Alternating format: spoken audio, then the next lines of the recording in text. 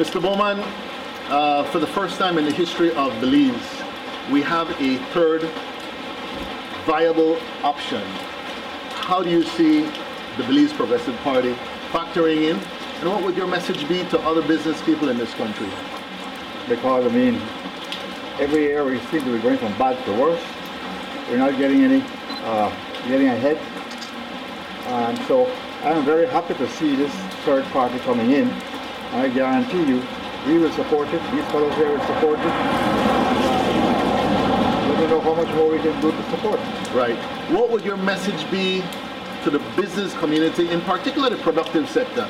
Because the Progressive Party is really about, first of all, leveling the playing field and giving everybody an opportunity for business to flourish. But also we feel we need to put more effort and emphasis on the productive sector so that we can be feeding ourselves and exporting that surplus to bring in the foreign exchange that we need. But what would your message be to the productive sector? To the productive sector, well, you know, if the movement of, how would I put it, your efforts being properly channeled, you know, let's get people moving, and they will, the productive sector will move. But we need to be assured that when we produce, we can move our product. Right, right. Certainly. How have you seen corruption in particular affecting the country as a whole, but in particular doing business in Belize? Because we've seen both parties not wanting to sign on to the United Nations Anti-Corruption Convention. Both parties not even adhering to their own Prevention of Corruption Act. How do you see this affecting investments and also the business climate in Belize? Well, corruption is the reason why we're sitting here talking right now. We need to remove corruption as much as possible. Every time I change a party, I go to one election to the next, and I see corruption from both. I do not understand how we will ever get ahead, or the people will benefit from the corruption that I see that's happening. Very true. What would your message be now to the voter, to the people who have been staying at home and not going out to vote? What would your message be to them to make this change happen on November 4th?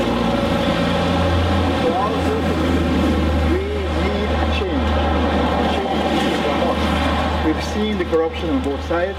If we don't step up and do something, then we are asking for the corruption to continue. We do not want that. The leader of the opposition said that after 17 years of red and 17 years of blue, all the country has to show is failed systems and structures. What is your response to that? My response to that is, both of them, look in the mirror and you will see the reason why. 17 years of red, 17 years of blue, nothing. Show why. You are the reason. I couldn't have put that better, sir. To close off this conversation,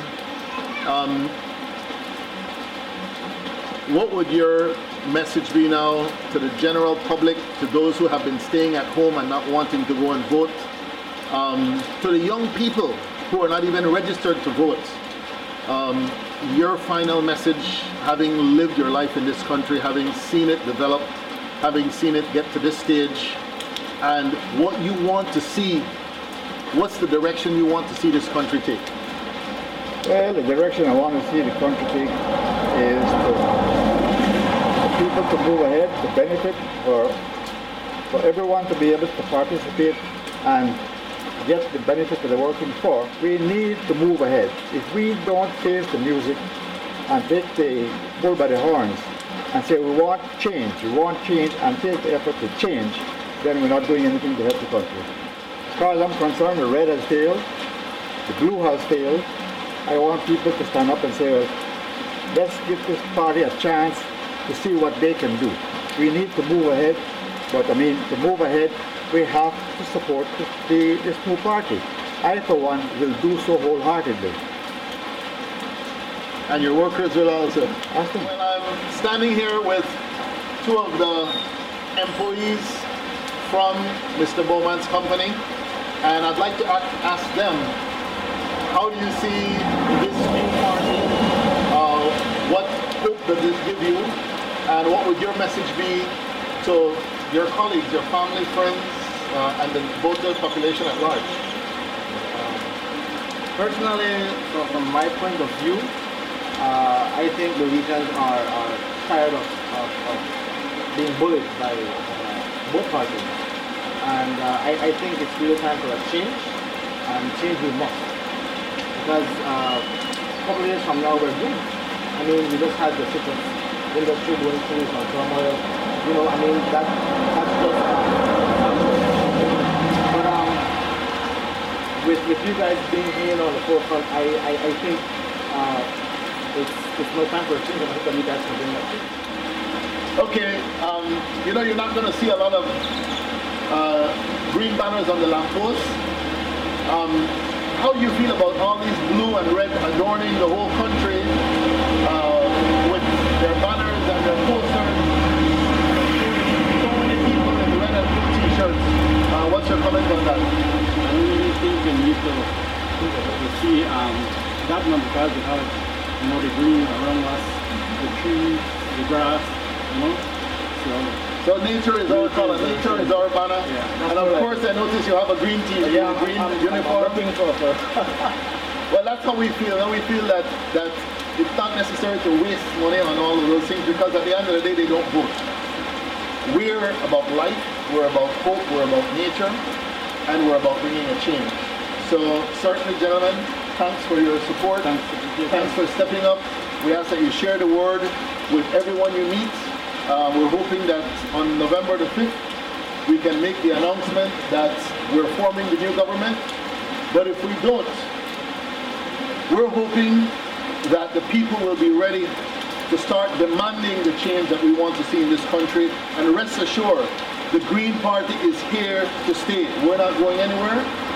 This is my 6th election. And for the first time, we're feeling positive, we're feeling the energy, we're feeling the message from ordinary people like you who want to see their children have a better future in this country, who want to see that one day our children can be free to speak freely like you all are speaking freely today, that they don't have to fear that if they say something or if they go and nominate the new parties that they will be victimized, but they can grow up in a country where they're all together and all making this country a better place for us.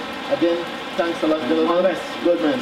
Mr. Bowman, it is a pleasure, it's an honor to be here with a giant in the citrus industry, with a gentleman who has stood up with the Belize Progressive Party, who is prepared to support us, to endorse us, and to put the word out there to the rest of Belize. Man, if you want the change to happen, then make it happen. It's not going to happen just speaking, it's going to happen when you make the difference. We're glad that we didn't give up, we're here, and we're glad that good gentlemen like you are seeing that this can happen and are giving us the support. All right. Thanks a lot.